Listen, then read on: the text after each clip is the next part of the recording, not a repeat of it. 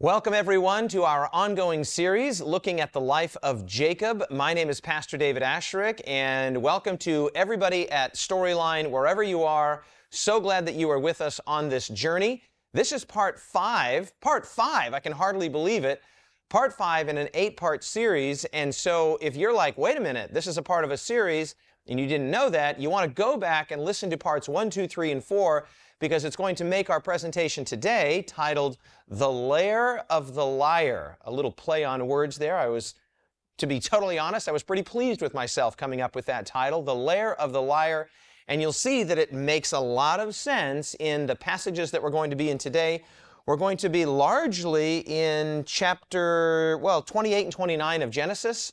We continue our walk through the life of Jacob. Our series is titled Jacob, the Faking, Breaking, and Making of a Man. And I'm just absolutely thrilled that you guys are tuning in. I hope you're enjoying this series and loving it as much as I am. As I've said again and again, and we're going to see it again today, Jacob is not just a dusty, old, ancient, unrelatable story. Hardly. It's in many ways a very modern story. It's a story that we can at least relate to very easily. And I'm having that experience. I know that many of you are having that experience. So welcome. So glad you're here. Get your Bible, get something to take notes with. And we're going to get in to Genesis chapters 28 and 29 today, the latter half of 28. Well, actually, we're going to basically be only in 29 now that I look down. 29, we've already done chapter 28, which was the vision at Bethel. That was our last presentation. What did we call that one? I really like that one. I don't remember the title right offhand, but it was a good one. And today we're in chapter 29. So let's start with prayer, and so glad you guys are tuning in. Father in heaven, bless us now as we spend this time with you. As we open your word, may you open our hearts. And Lord, may we be mindful of the way that you inspired the writer of these stories, and the way that you inspired even the men and the women in the stories. Father, they didn't always, in fact, very often, did not act in harmony with your will. But Lord, even in the mistakes and in the shortcomings, in the faults, we see lessons that can be learned and warnings that can be heeded. And so now, Father, as we open the text of Scripture, may you open us, and may we come away with a better understanding, not only of Jacob, but of ourselves, and most importantly, of you. And this is our prayer in Jesus' name. Amen. All right, while I was praying there, I remembered the title of the last presentation. It was From Pillow to Pillar. And we looked at the ladder, the staircase, the ramp that Jacob saw in that amazing vision at Bethel. So now we find Jacob, that's my youngest son's name, Jabal. Now we find Jacob continuing his journey. And here in chapter 29, verse 1, right at the top of my Bible has subheadings here. I've got both the New King James and the NIV here. It says, Jacob arrives in Padan Aram. And what we're going to see here, and I'll just quickly put this slide up before we start reading, is that we've already noted, and we've had this slide up several times before, and we will continue to put it up, that Jacob's life is characterized by conflict, by struggle, and we've been through some of this already. In fact, just look there on the screen. It begins with a struggle with his older brother Esau in utero.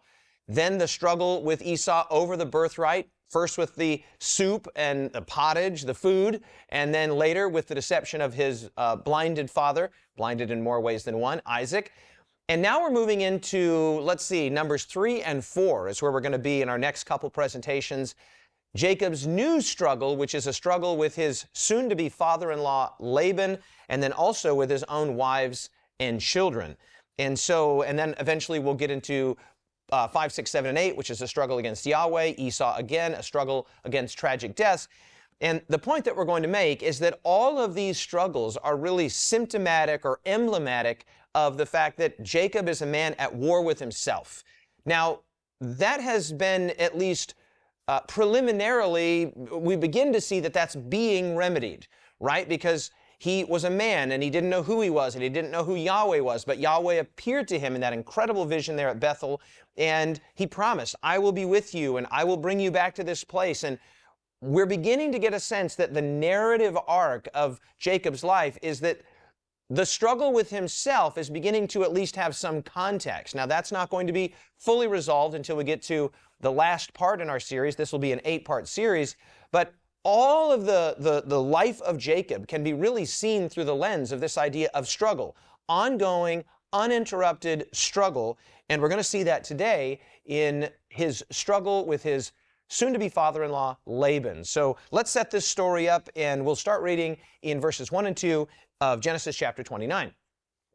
It says, "Then Jacob continued on his journey and came to the land of the eastern peoples. There he saw a well in the open country with 3 flocks of sheep lying near it, because the flocks were watered from that well. The stone over the mouth of the well was large." Now, the Bible doesn't tell us exactly, or it doesn't really tell us what his emotional frame of mind was, or his state of mind, but it's easy to imagine that he would have been conflicted in many ways. Is he buoyed up by the recent vision, the encounter with Yahweh, the staircase that he saw? Of course. Of course, he has had the God of his father, Isaac, and grandfather, Abraham, resume the promise and say, I'm going to give you land, and I'm going to give you descendants, and I'm going to be with you. And so certainly his spirits would be up, he would be buoyed up, but there's also the fact that he is separated from his homeland. He's separated from his family under really unfortunate circumstances. He knows that his brother, and even though there had been a lot of one-upmanship and hostility with his brother, the fact that you are aware that your brother hates you and wants to kill you, and all of this was brought about because of your own ill-advised deception of your father, it would have brought him into an emotionally vulnerable state, right? Anytime you're in a new location, new situation, yes, Yahweh has made these promises, but still life is life, and he was afraid and he was uncertain. And so when he arrives here, you get the sense that he's coming to the land of the eastern peoples, and immediately he sees some shepherds, which would have given him a sense of sort of relief, because he himself is a shepherd. He is a person, as we're going to see here, who is familiar with animal husbandry. He knows how animals work and how to run a home. While his brother Esau was out in the open country hunting, he was someone who was learning the practices of agriculture and of farming and of animal husbandry. And when he finally arrives in a place that was hundreds of miles away, it was a long journey, you can just feel the sense of relief, right? So let's try and, insofar as it's possible, to enter in to the mindset, the state of mind that Jacob would have been in as he finally arrives at his destination. And as we're going to see, there's going to be an opportunity right at the outset here to enter into his emotional headspace. All right, let's read verses 3 and 4. It says, "When all the flocks were gathered there, the shepherds would roll the stone away from the well's mouth and water the sheep. Then they would return the stone to its place over the mouth of the well. Jacob asked the shepherds, my brothers, where are you from?" And they said, and this would have been music to his ears, "We are from Haran." So just seeing people, and not just, travelers or wanderers, which he probably did encounter other people on his journey, no doubt, but now he's arrived, he's at his destination, and when he greets them as brothers, they're not literally his brothers. This is a term of familiarity. It's a term of, he's being friendly here. "My brothers, where are you from?" And he probably did see that, at least vocationally in some sense, they are his brothers, right?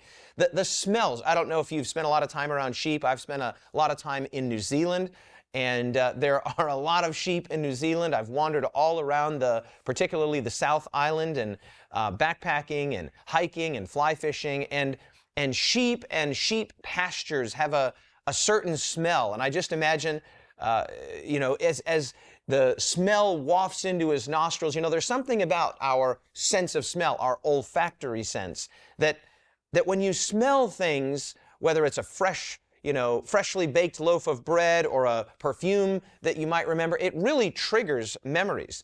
In fact, they tell us that more than any other sense, even more than taste and sight and sound, smell can trigger nostalgia and memories. And so I can just imagine in my mind's eye here, as he arrives at his location, he sees these shepherds. These are all sights that are familiar to him as a shepherd, right? And the smells are familiar, and you can just feel a kind of emotional release here. I've arrived. Everything's going to be okay. "Brothers," he says, "where are you from?" And then they say, "Oh, well, we're from Haran." So let's just pause here and have a quick check-in with Ellen White in her book, Patriarchs and Prophets, and she will give us a sense here. She'll describe to us a little bit about Jacob's state of mind. As he arrives here, how's he feeling, and what does his entrance, finally, at his desired location. What does it look like? And she writes this in Patriarchs and Prophets: with a new and abiding faith in the divine promises and assured of the presence and guardianship of heavenly angels, Jacob pursued his journey. Man, I'm really struggling this morning. Jacob pursued his journey to the land of the children of the east. But how different his arrival from that of Abraham's, his grandfather, right?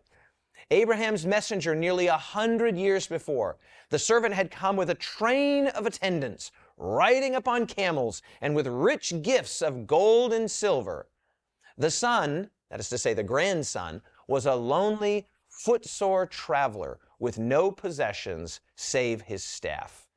Now, I included that in the presentation because I just love that language. First of all, I like the contrast, right? The way that Abraham's servant had arrived when he had met Rebekah, and Rebekah had watered his camels. Now when Jacob arrives, and I like this language a lot, he's a lonely, footsore traveler with nothing to offer, nothing in his hand. The only thing he has to offer, as we're going to find out, is his ability to work, his work ethic, and his commitment to farming and his knowledge of farming and of animal husbandry. But he's a lonely footsore traveler, and all he's got in his hand is a staff, right? Okay, so now verses 5 and 6. He said to them, do you happen to know Laban, Nahor's grandson?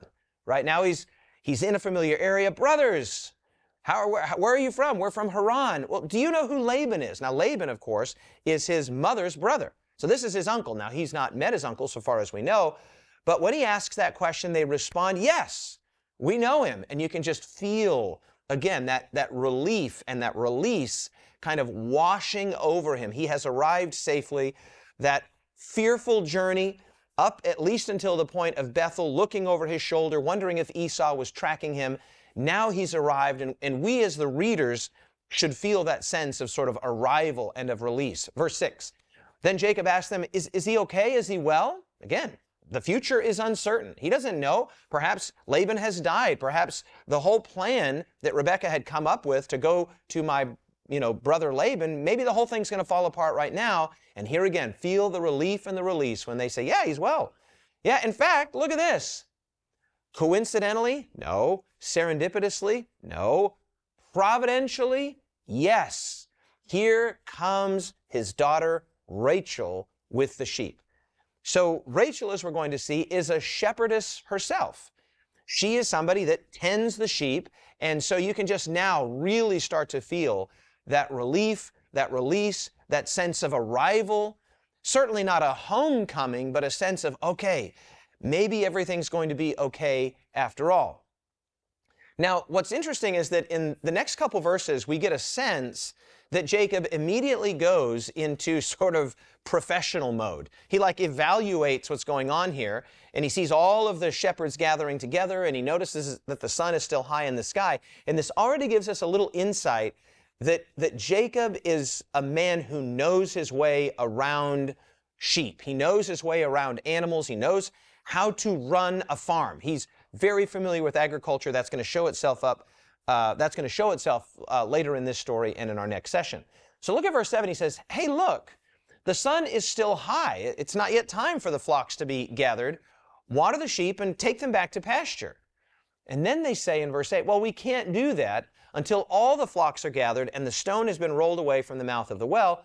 Then we will water the sheep. So you already get the sense here. I mean, he's a newcomer. He's just introduced himself, and he's kind of advising them about how they should be taking care of their own sheep. And I imagine that, that was a little strange, perhaps a little awkward, but he detected, hey, this isn't exactly the way you're supposed to be doing it. So they're having a conversation in verse 9 about what's the best way to tend to these sheep. And now this is interesting. While he was still talking with them, Rachel came with her father's sheep, for she was a shepherd or a shepherdess. Verse 10, when Jacob saw Rachel, the daughter of his uncle Laban, and Laban's sheep, he went over and rolled the stone away from the mouth of the well and watered his uncle's sheep. Now, the text doesn't say this expressly, but maybe you get the idea that the stone was quite heavy, the stone was quite large, and so they had to wait for numerous shepherds to get there to roll the stone away. Whatever the case may be, something about seeing Rachel, and as we're going to learn, she's very beautiful, But it's not just at this point. The interest at this point is not entirely romantic. I'm not going to say it's not at all romantic, but it's just that sense of release and of arrival. And he sees, oh, this is Laban's daughter. And remember, he's gone there with the specific errand to find a wife, right? So there certainly is a sense in which she's beautiful. She's the daughter of Laban. She just serendipitously, coincidentally, no, she providentially arrives at the well. And so he has this heroic moment, right? And rather than waiting for anybody else to help him, he just goes over there, powered on by his, awareness that there's a female there. He wouldn't be the first or the last male to, step up his game in some physical capacity because there was a beautiful woman nearby. And so then verse 11, after he's rolled away the stone, this is interesting, then Jacob kissed Rachel and began to weep aloud. Now, don't read into that. This is not a romantic kiss. I mean, she could hardly consent to a romantic kiss at this point. She doesn't know who this guy is. So he probably briefly explained himself. He would have given her a kiss of greeting, a familial kiss. And then, to her surprise, and perhaps to the surprise of all the other onlooking shepherds, he begins to weep aloud. Verse 12 says, he had told Rachel that he was the relative of her father and a son of Rebekah, so she ran and told her father. Now let's just sort of take in everything that we've learned up to this point. I think it's safe to say that Jacob's act of strength here with the removal of the large stone from the mouth of the well and his weeping aloud, both of these signal a profound emotional struggle that's been followed by a great relief. Right? Like you can just feel that. You can feel his arrival, his sense of everything's going to be okay. So he falls on the neck of Rachel, he gives her a kiss, and then he just begins to weep aloud. I mean, it would have been probably awkward and a little, he doesn't care, right? He's here, and he's already beginning to sense that the promises that Yahweh had made to him just, days before in the vision at Bethel are already beginning to be fulfilled. And this is absolutely thrilling, and we get the sense that things are looking up for Jacob. Everything's going to be okay, right? And Jacob, no doubt himself, probably started to feel exactly that way. And as we're going to see, this is not going to go as nicely and as neatly for Jacob as he would have liked. I mean, I remind you that the title of this presentation is The Lair of the Liar. All right. Jacques Ducan, in his excellent commentary, by the way, I recommend it. I've got it here with me. Highly recommend this excellent commentary on the book of Genesis, International Bible Commentary by Jacques Ducan. Excellent. And this is what he writes in that commentary. The mention that the flock Jacob watered was of his mother's brother suggests that the thought of his mother, Rebekah, may have motivated his heroic act. I think that's exactly correct. That he is overcome not only by a romantic interest, though as we're going to see, that is going to blossom very quickly, as it often does with young adults, men and women who are looking for a partner. But what else is going on here is just that there's a familial connection. We've already noted on several occasions that Jacob is a mama's boy, right? And he's missing his mom. Is he missing his dad? Yeah, probably. But remember that Esau was his father's favorite. And in my mind's eye, when I think of him imagining Esau or his own father, that brings pain to him. That brings guilt to him because he had deceived his father. His brother Esau, had announced that he wants to kill him. So the thing that would have brought him the greatest joy and the greatest sense of longing and of nostalgia, the word nostalgia just literally means a longing for home, would have been thoughts of his mother. And so when he sees Rachel here, it makes him think of his mother and of his own mother was at this very well. I mean, this is how she had met Isaac and that whole story. So this well is very significant to him.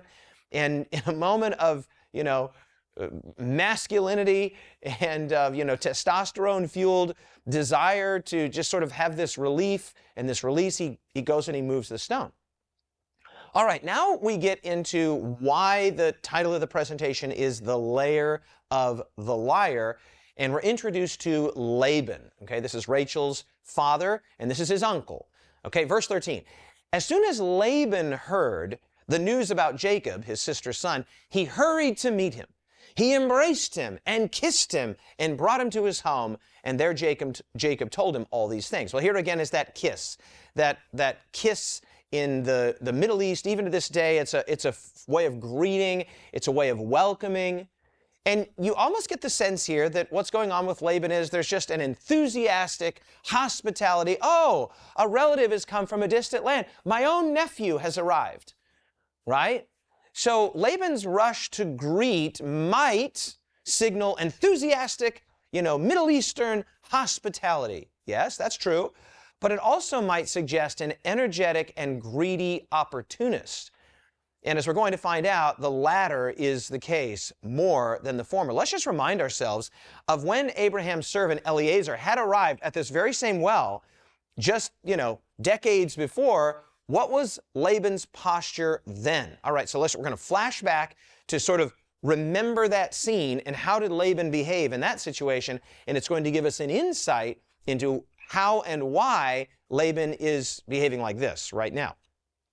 So this is Genesis chapter 24, beginning in verse 28. Rebekah ran and told her mother's household about these things, right? That this man has arrived, she's watered his camels, and you might remember the story. Verse 29. Now Rebekah had a brother named Laban, there's our guy, and he hurried out to meet the man at the spring. And here again, if that's all we knew, we might say, oh man, this guy's really friendly. We've seen this with Abraham. Also in the book of Genesis, when Abraham there saw the travelers that were moving across the sort of horizon, he raced out in, sort of typical and beautiful Middle Eastern hospitality, and he invited them back to his tent and said, hey fellas, come get some food and have a little cheese and sit under the shade of the tree. And they ate together, right? So this behavior on its face looks like, Laban's a great guy. He's a hospitable guy. He's a friendly guy. So it says he hurried out to the man at the spring. Verse 30.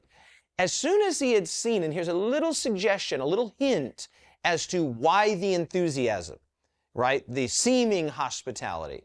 As soon as he had seen the nose ring and the bracelets on his sister's arm and had heard Rebekah tell what the man said to her, he went out to the man and found him, standing by the camels near the spring. Come, you who are blessed by the Lord, he said. Why are you standing out here? I have prepared the house and a place for the camels. Well, really? Had he prepared it? I mean, is he the one that had prepared the place? It seems unlikely. But be that as it may, as soon as he sees the gold, as soon as he sees the nose ring and the bracelets, and here's the story, there's a man that's come from a distant land. He has camels laden with all kinds of goodies. Laban races out because he wants to meet this guy. Okay, well, similarly here, now flash forward back to our story in Genesis 29. Let's read that verse again. As soon as Laban heard the news about Jacob, his sister's son, he hurried to meet him. Maybe this is another situation where there are camels laden with gifts. But instead of finding camels laden with gifts, he finds, as Ellen White said, a lonely, footsore traveler with nothing in his hand except a staff. And I can just imagine momentarily a little disappointment on Laban's face. But even here, as we will see, he finds an opportunity to capitalize, right? He's an opportunist, as we will soon see. He embraced him and kissed him and brought him to his home, and there they had a conversation. They would have eaten a meal, and he would have relayed. Now, we don't know how much Jacob told him. I imagine that Jacob is wise. Maybe not. Maybe he was just vulnerable, and he just put it all out there. But perhaps he was a little wise, and he didn't reveal everything about the vision at Bethel and everything about the deception and the circumstances of his departure. We don't know. But whatever it was, he would have divulged the circumstances under which he has arrived here. And then immediately, it's been suggestive up to this point that Laban is, keen and ready to take advantage. But now we're going to see in the words out of the first words out of his mouth here in this conversation, we're going to have a unavoidable sense of where Laban is coming from. Okay, verse 14. And Laban said to him, you are my own flesh and blood. After Jacob had stayed with him for a whole month. Verse 15. Laban said to him, just because you are a relative of mine, should you work for me for nothing? Tell me what your wages should be. Now, this is a very suggestive and subtle, and I would say manipulative way to say this. Just because you are a relative of mine, should you work for me for nothing? Now, let's just remind ourselves that Jacob at this point is in a position of emotional duress and extreme vulnerability. And immediately, I believe, Laban begins to take advantage, right? Not unlike the way, just to remind ourselves here, that Jacob himself had taken advantage of his own flesh and blood Esau earlier in this very story, the story of Jacob. Okay, so the idea that you would take advantage of your flesh and blood, we can't feel entirely sorry for Jacob here, because Jacob is here in this circumstance, in this situation, vulnerable to being taken advantage of, precisely because he had actually done that with his own flesh and blood Esau, and he actually took advantage of his father as well, his father's blindness. Right? So resist the temptation to immediately and reflexively think of Jacob as the hero, as the good guy. He's a guy. He is a guy. Now, has God made promises to him? Yes, but let's remind ourselves. We should not view these Bible characters as, sanitized, mythologized heroes. We should see them as very ordinary people. And it's not them that are extraordinary.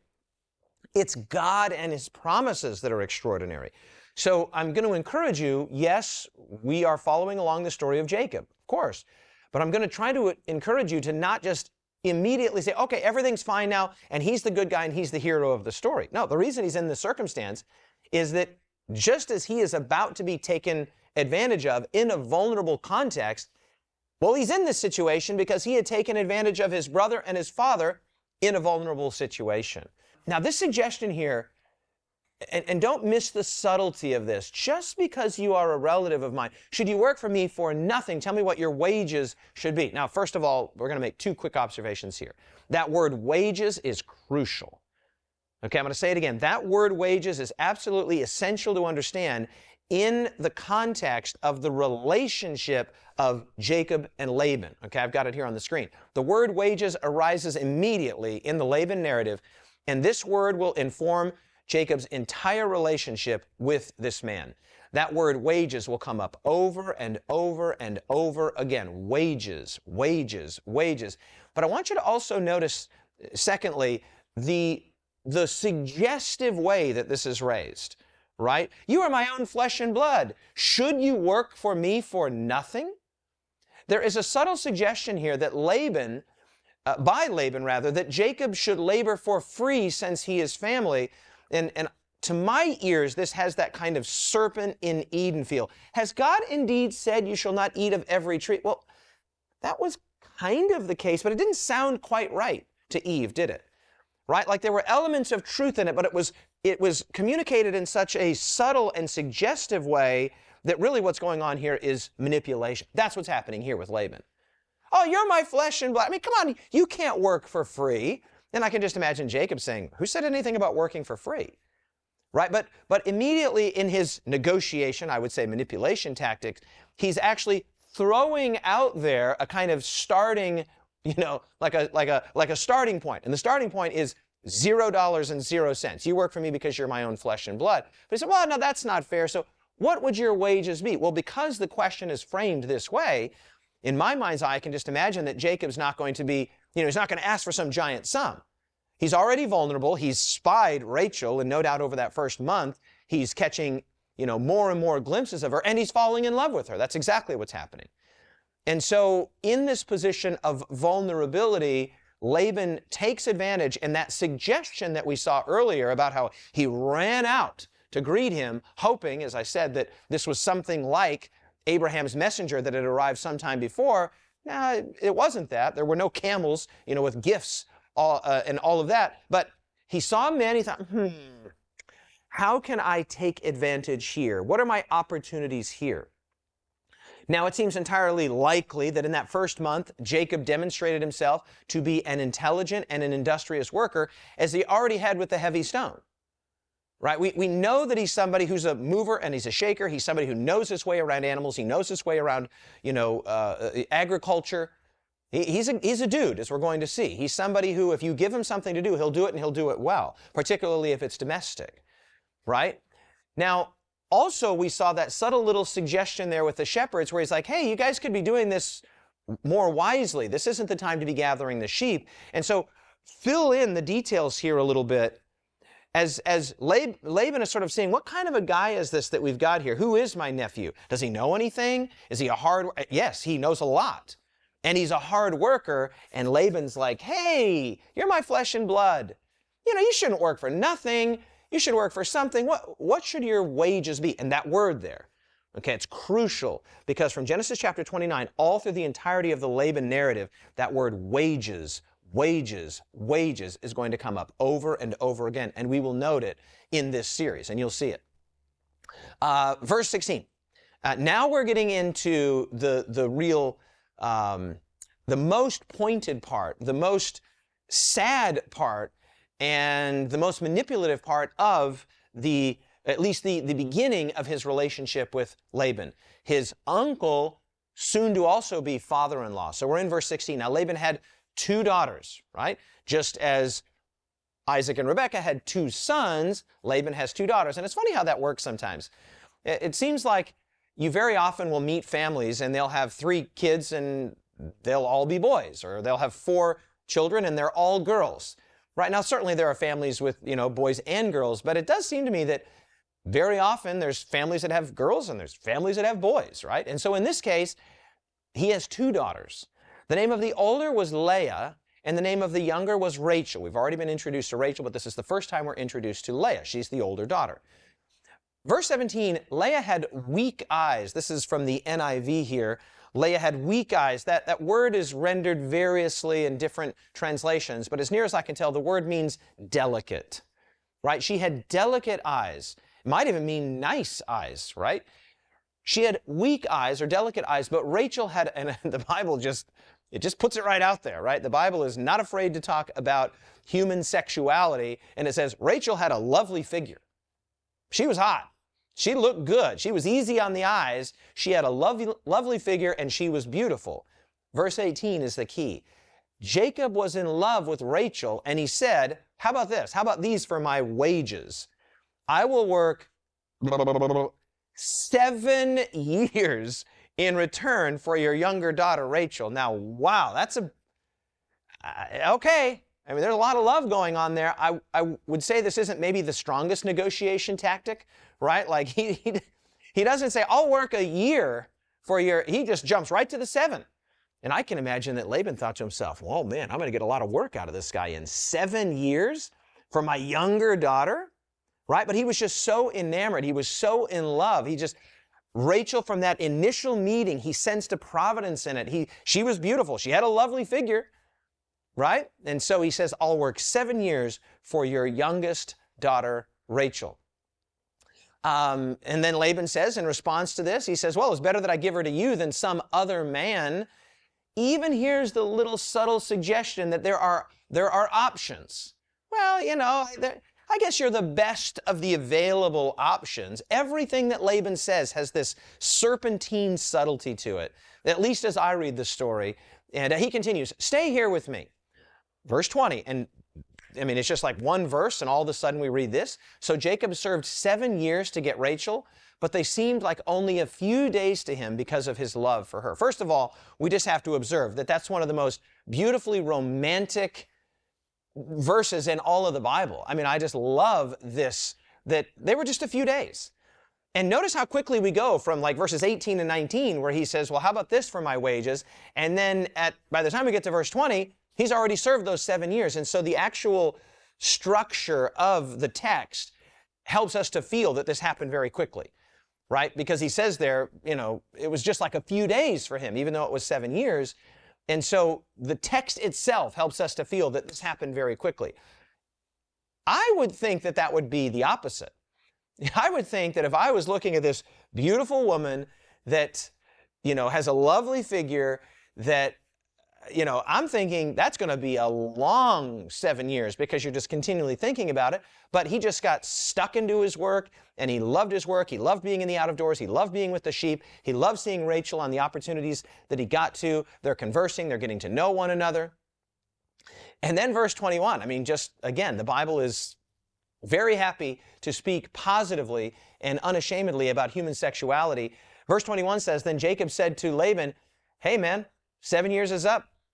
Give me my wife. Yeah, she's your daughter, but now these are my wages. Give me my wife. My time is completed, and I want to make love to her. Well, I'll bet he does, right? One translation I read says, I want to have sex with her. Well, that's entirely natural, right? He's a young man. He's, flowing with testosterone. She's a beautiful woman with a lovely figure. They've fallen in love over the course of the last 7 years, and he just says it outright. Look, man, you got to give me my wife. I want to make love to her. Now, let's just pause here and observe that this love, this hard-working love, that Jacob's love embodies true manly, and yes, manly is exactly the right word there, and selfless devotion. This is not a passing whim or some unstable infatuation.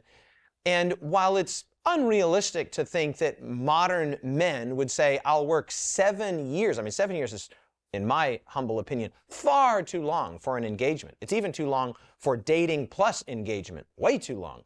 But be that as it may, there's an unmistakable desire here to prove himself to be a man, to prove his love, not only to Rachel, but also to Rachel's family. Now, at this point, does Jacob understand that he's being manipulated? I don't think so.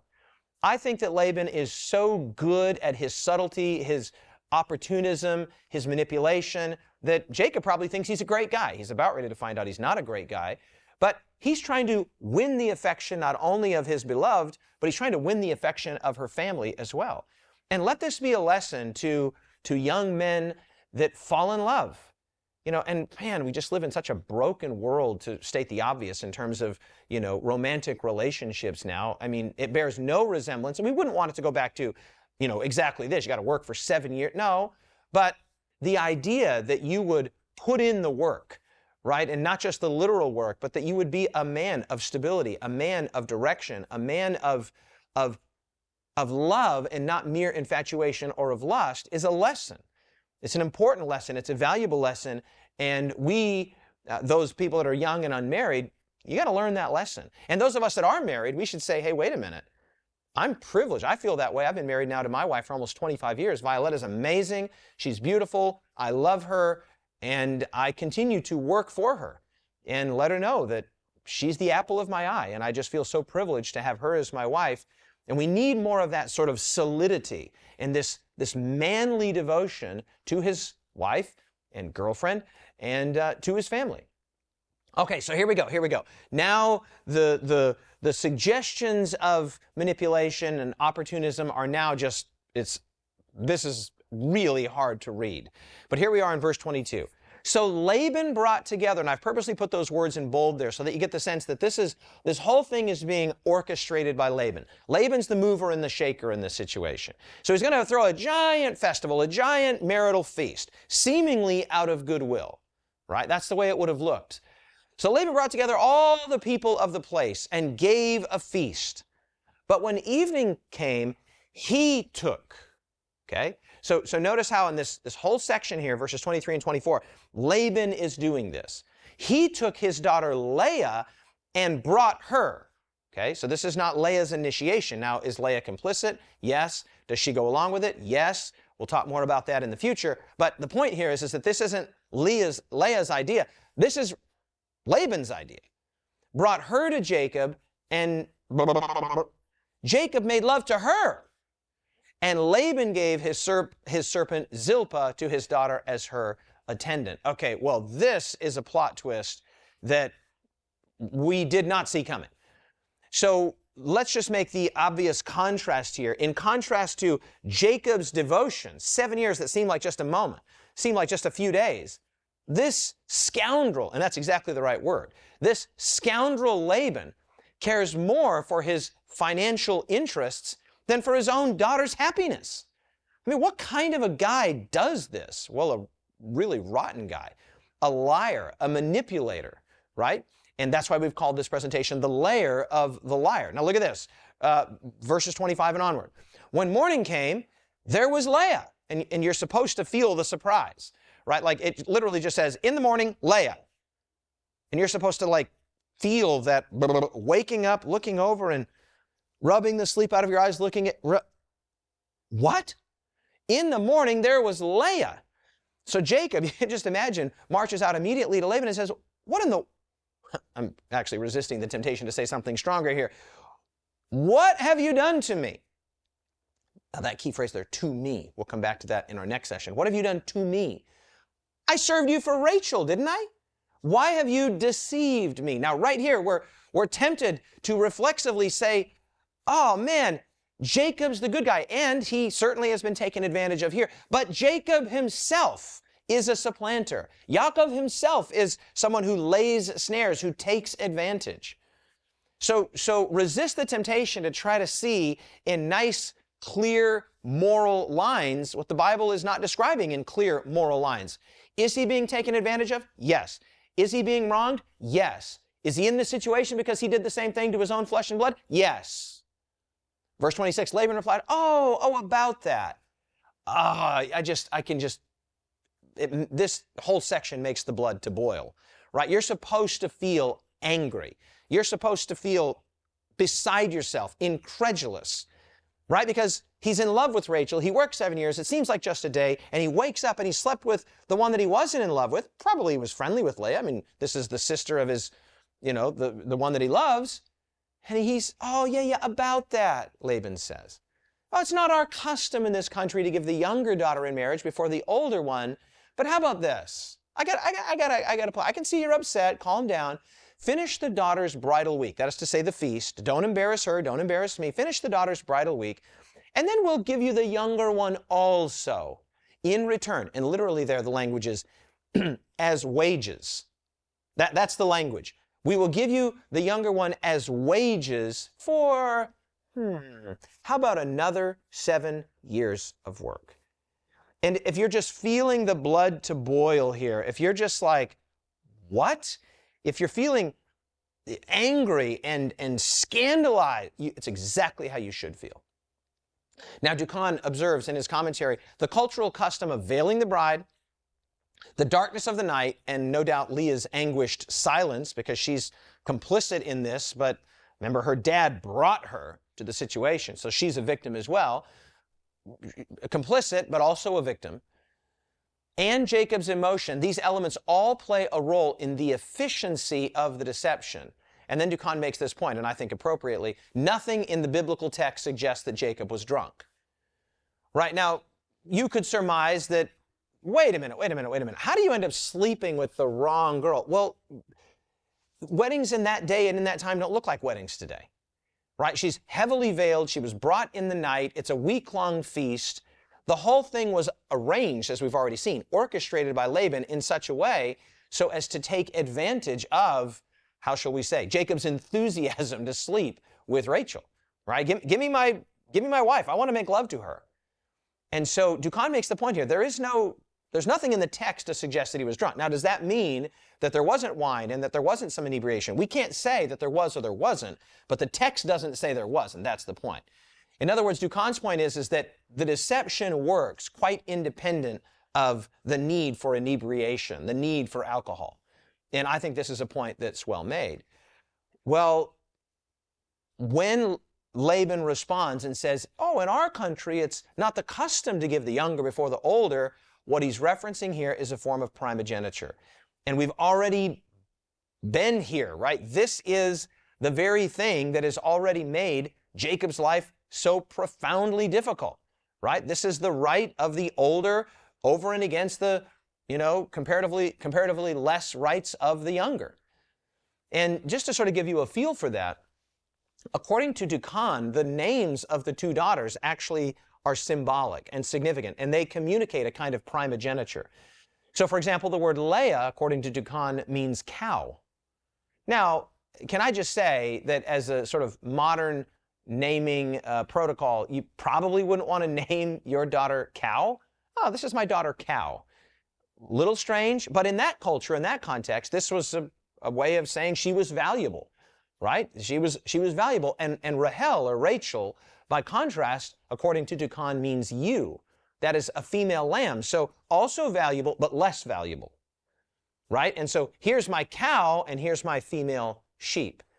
And so this notion of primogeniture is already rearing its ugly head again. And you get the sense even a little parental favoritism here. We've already seen parental favoritism rearing its head with Jacob and Esau. Is that what's going on here? oh, this is my cow, but this is merely my female sheep. And so Dukan observes the larger value of the cow over the ewe corresponds to that of the elder daughter over the younger one. And we've already noted that primogeniture was fundamentally unfair and unjust. It wasn't a meritocracy. It wasn't based on value in terms of character or personality. It was just, well, you were born first and you were born second. Good for you, too bad for you. Now, at this point, Brueggemann and his, I'll come to that in just a second. Here's Ellen White in Patriarchs and Prophets. Come to the Brueggemann quote in a second. This is what Ellen White says. She says, the selfish and grasping Laban, and I really like that language here. I think it's exactly right. Definitely selfish, and I love the use of the word grasping there, right? Taking opportunity, taking advantage. The selfish and grasping Laban, desiring to retain so valuable a helper, right, because he's shown himself to be an intelligent and industrious worker, practiced a cruel deception. Yeah. Not just cruel to Jacob. How about cruel to Leah? How about cruel to his own daughter Rachel? You can just imagine Rachel in a corner weeping her eyes out. I mean, she too has been waiting for 7 years to be with her lover. A cruel deception in substituting Leah for Rachel. The fact that Leah herself was a party to the cheat, in other words, that she was complicit, caused Jacob to feel that he could not love her. His indignant rebuke to Laban was met with the offer of Rachel for another 7 years of service. But the father insisted that Leah should not be discarded, since this would bring disgrace upon the family. And she observes here, this is fascinating, Jacob was thus placed in a most painful and trying position. He finally decided to retain Leah and marry Rachel, so polygamy. Rachel was ever the one best loved, but his preference for her excited envy and jealousy, and his life was embittered, as we will see in our next presentation, by the rivalry between the sister wives. Now just look at that compound noun. I mean, that's a compound noun that never should have been, and it sounds like an absolute nightmare. Sister wives. I mean, my wife has 2 sisters, both of whom I love dearly. They're amazing, Adriana and Felicia. I love you if you're watching. But I can't imagine being married to Violetta and Adriana, or Violetta and Felicia. I mean, what in the... It's crazy. It's just absolutely wild. But the point that Ellen White is making here is that Jacob was placed in a difficult situation because Laban said, well, you can't discard Leah, so you can't have Rachel, but you have to have both.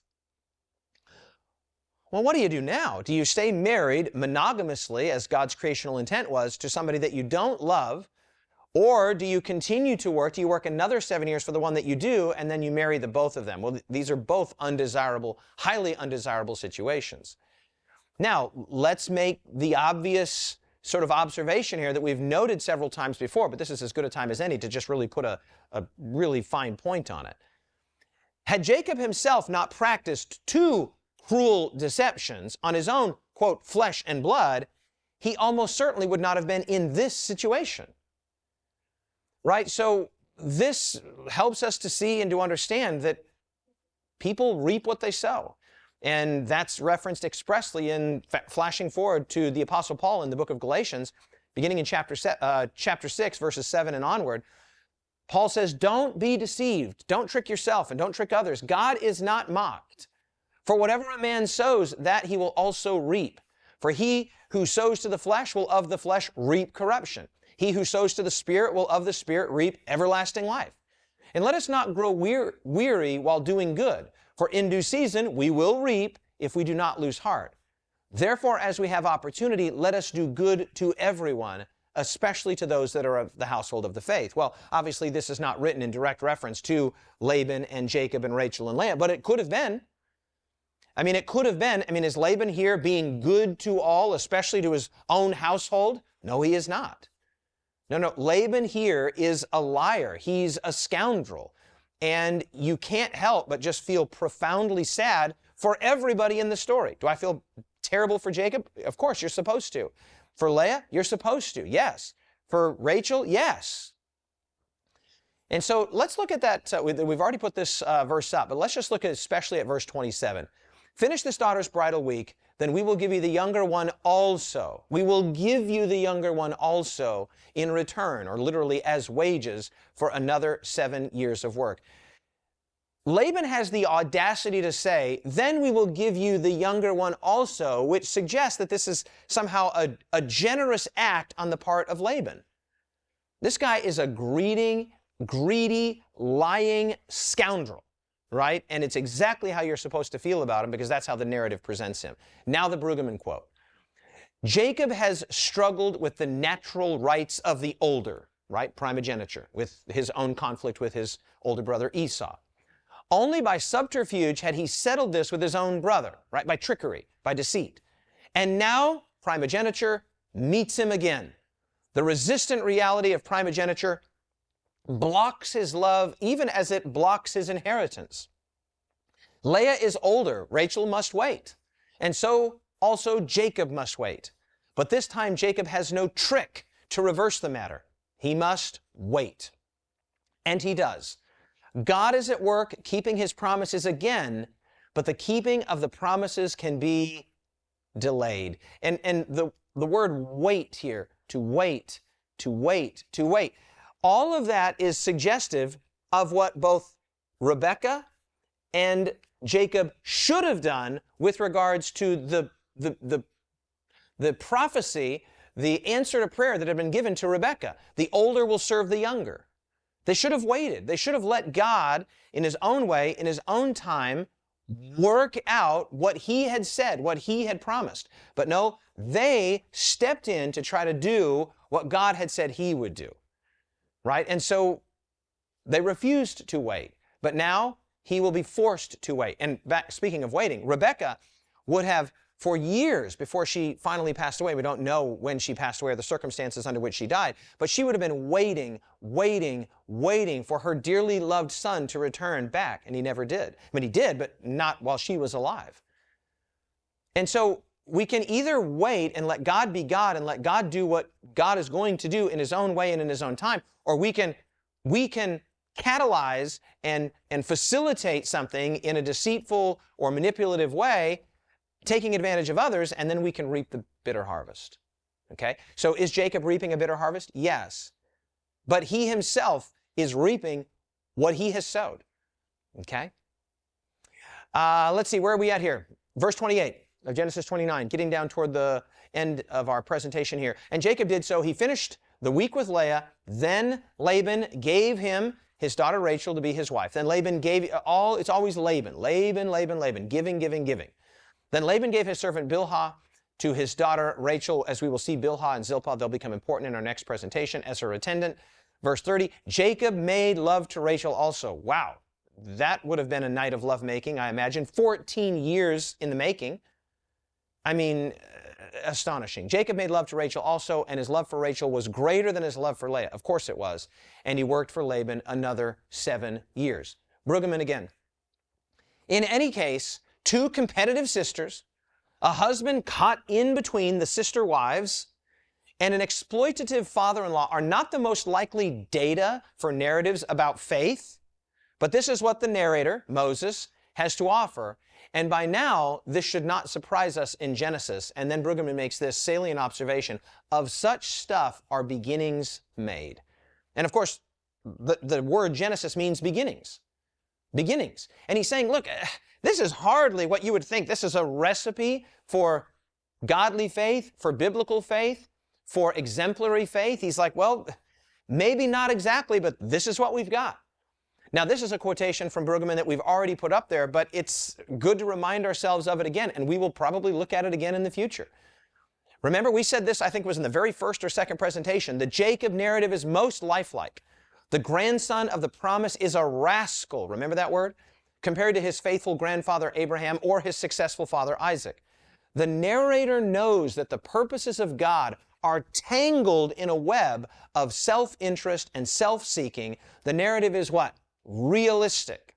About power and position, about power and position in the family, about the practices of promise and deception, about wages and departures and reconciliation. The narrative is, we're going to get to some of these in our future messages. The narrative is attentive to all of these interactions. It's lifelike, it's relatable, it's tragic, and I really like what Brueggemann says there at the end. He says, look, this is not the stuff that if you were just sitting down to write, a sanitized, mythologized hero myth about these people that just, were perfect examples of godly faith. He's like, this isn't the recipe for that.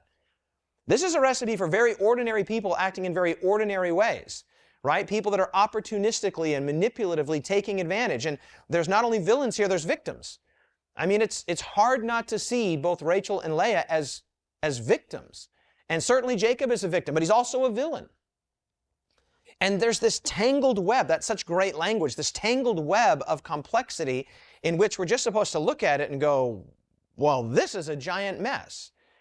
And if it's a mess now, when we get to our next week's presentation, you'll see it gets even messier. All right, but before we do that, let's do our takeaways and applications from today's presentation, and let's find those points where we can just say, oh yeah, I can take that home. Yeah, I can take that home. I can take that home. Okay, first of all, sometimes the journey is hard and lonely, but God is still with us.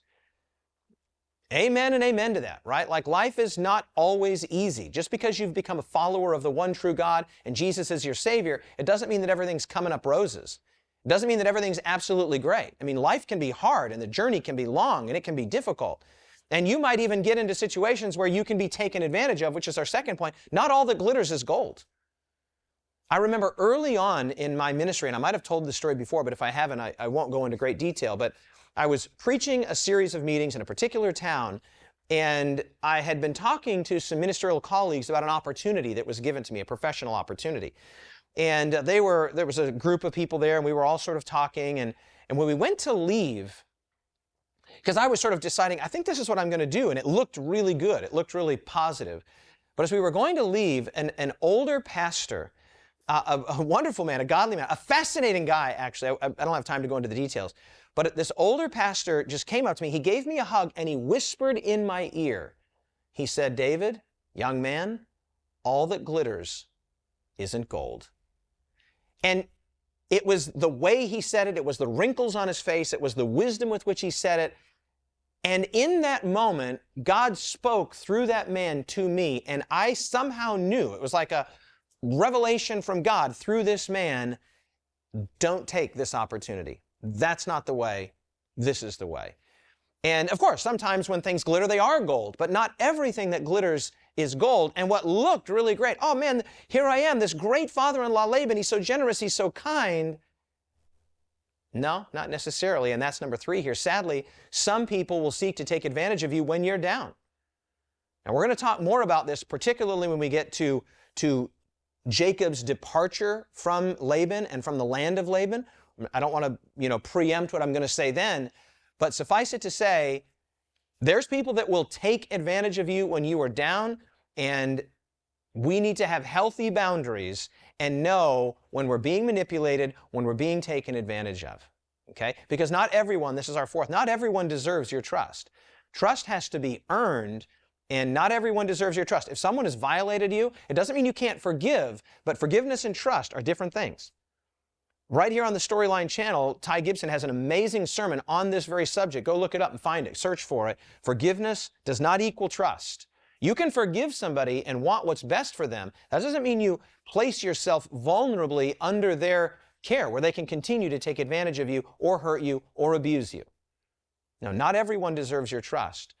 Now, how about this one on a positive note? Love can make the heaviest burdens and the longest days feel light and easy. Hallelujah. That's what you want. You don't want to settle for lust. You don't want to settle for infatuation. No, you want, when it comes to romantic love, you want godly love, committed love, hardworking love. In the case of young men, manly love, love that will work and love that will serve. And then, of course, in the love for your family, for your mom, for your dad, for your brothers and sisters and your children, of course. The things I do for my sons, in fact, I sometimes say to Violetta, I'm like, are we really doing this? And she says, they're our boys. And it's true, we are. Of course, we're going to do anything and everything we can because we love our boys. We want them to get ahead. And so love is awesome. Love's what makes the world go round. God is love. We're going to talk about that in our next session. True love is not mere infatuation. We've said that several times. The promises of God can take time to be fulfilled. And in life, we often reap what we sow. Listen, just because God has made a promise doesn't mean everything's going to be easy, and it doesn't mean it's going to be immediate. We have to wait on the Lord, right? Jacob had to wait. He had to wait. He had to wait.